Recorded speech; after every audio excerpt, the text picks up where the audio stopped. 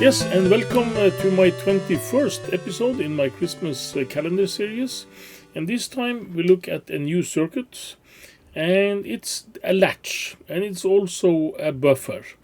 And it's the well-known chip, the 74 LS373, that we actually visited yesterday when we looked at the schematics for the IBM PC 5150, and also a lots and lots of the clones back in the day used this chip.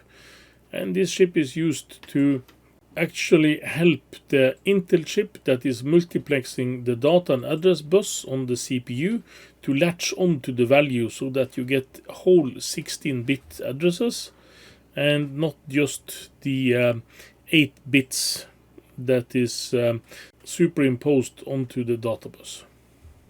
So let's get started on this. Today we are going to cover a new kind of chip, and that is the buffer combined with a latch. And the latch is actually something that it's closely related to the flip-flops that we was doing earlier. And as I said, flip-flop is the magic that makes most of the logic that remembers things happen. And especially we are going to see at the 74-373. And this is quite a common chip. It is used, as we saw yesterday, in the schematics for the IBM 5150 PC, where it stands to drive the bus. And the reason that we have a latch here is that on the 8088 chip, we have 8 of the address bits are multiplexed with the data bits. So to be able to put both data bits and address bits at the same time on the bus when they are multiplexed, they are using the 74 LS373 as a latch to latch out the data that is coming from the address bus when the bus is acting like a data bus. So this is kind of the magic that makes the original PC happens, and it's used in lots and lots of circuits that has about the same functionality. And we can see here on the output table, or truth table, or function table, or what you say, you have an output enable here that has this state high when it's 3-stating the bus. And that means that the bus is disconnected. It's a very high impedance state, so it doesn't put any pressure on the bus at all. And that is what's stated here. It's a 3-state output, and that is the modern way of connecting buses together, not the open collector as we have been doing so far. And it has a common output control, and the output control here is the output enable that we see here. It's when it's low, this is working, and when it's high, it's 3-stated. So this should stay low when we operate this as a latch. And enable latch is this one you have here. And together with the data, you can see if the latch enable is high, the data is high, the output is high. If the latch enable is high and the data is low, the output is low. So when the latch is controlled high, the data terminates what's going to be on the output. But when we do the state here where we put the enable latch low, then it doesn't matter what at the moment is at the D, because the output will stay the same as the last state. So if this was low, it's going to keep low. If it was high, it's going to keep high. And that is when this is on a low level. And you can see here, this is not edge triggered, it's triggered by a level. And you can also see from this sign here that it has an Schmidt trigger input. So this is the functionality we are going to use today. And you might be able to see the functionality better when you watch the gates like this.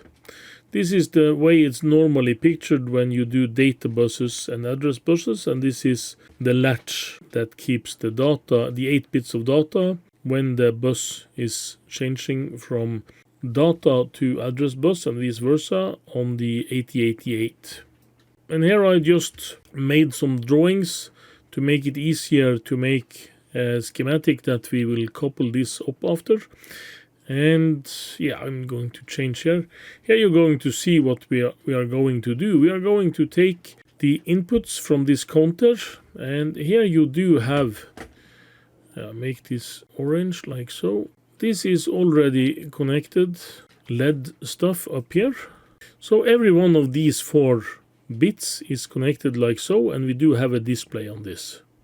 And we do have the display over here, that is the 7-segment display. So what I am actually going to do today, I'm going to take these inputs here, yeah, like so, and I'm going to connect this to ground. I'm going to connect this to ground, because the output will always be enabled. There is no need to 3-state this. And I'm going to connect this to plus 5 volt, and these bits here. And this one here is the output from the B then. And this is going to this B. And here you have the output from the A. This is going over here to A. And here you have the output from this one, that is C. And the output from C is going to be connected to this C here. And this is the output from the last one, that's QD. And that is going to go to the D over here. So what we are going to do each time and this is high, and we remember that this was like so in the data sheet. The enable latch has to be high for this to count, but when you put it low, it will remember the last state. So that means if this is high, like so, otherwise this will be low when I connect it down so. So this is the circuit we are going to couple up today on the breadboard.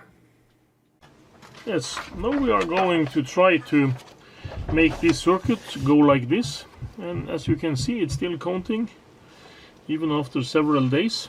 And what we are going to do, we actually have these 4 wires here that we are going to disconnect from this one, and we are going to put this in between. Let's see how that goes. I just loosened these 4. It was one extra that was loosening, and it was this one. And let's see if I can make this fit in between here, like so. This is Texas Instrument chip 74LS373N, and it does have the VCC in the place where I like it, so I don't make so much mistakes. That's the ground wire, and I also have to make the enable that should be connected to ground, and enable was the 1 pin that should stay to ground. And we do have the circuit up here with this contraption here. It was the reset switch as it was coupled now. But if I'm just going to, instead of using this as the reset here, I can just put this over here and use this as my latch key. It has a 2.2 down to ground. It should not be down to ground. It should be up to 5 volts. No, it's actually this one of the latch is connected there, and this one is connected to the output. But this one, yes, should be connected to 5 volt, like so. And I have to do the coupling of these data bits, and these are the inputs. And here we have the QB, and B was the second one, and that the input for B is pin 4. And we have output. No, this was actually I mixed up the blue leads. This blue here is QB, and that should be to 4. And no, it was QB, yes, and QA was pin 3, and that is this purple one. and that should be connected to pin 3. And we have output C, and that should be connected to pin 7. This one, and this last one should be connected to pin 8, like so. And then I need to connect some leads here that should go from the outputs. And the output of A is on pin 2, and that output from A is pin 7 on this one. Oh, pin 7, yes, like so. And the next output is pin 5, is this one. It's output B, and that should be connected to pin 1 on this one.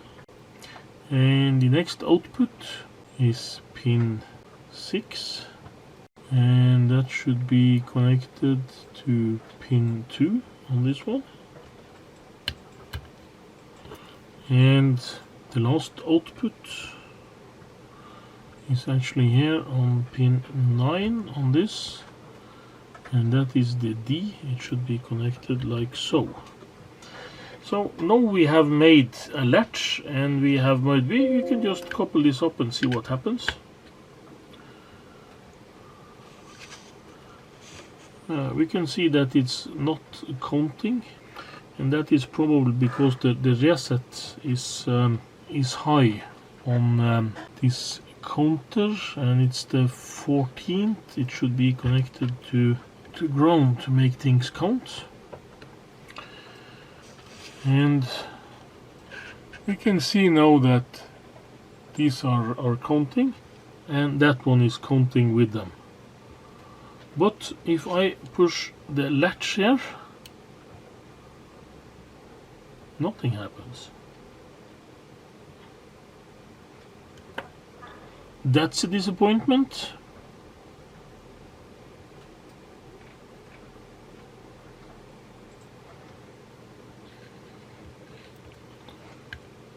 Maybe this is not making enough contact. We do have a bit of a longer lead here. This should be the last pin here, and this should be the output here. Of course, I have made the stupid mistake of plus and minus again. Now you can see I have latched this on 8, and it's still counting over here. I release the latch, and I latch it at 1, and you can see it's counting here. So now the latch is working as it should. I'm allowing it to count again. It's connected to the bus, and I latch it on off. That's the 15 count, by the way.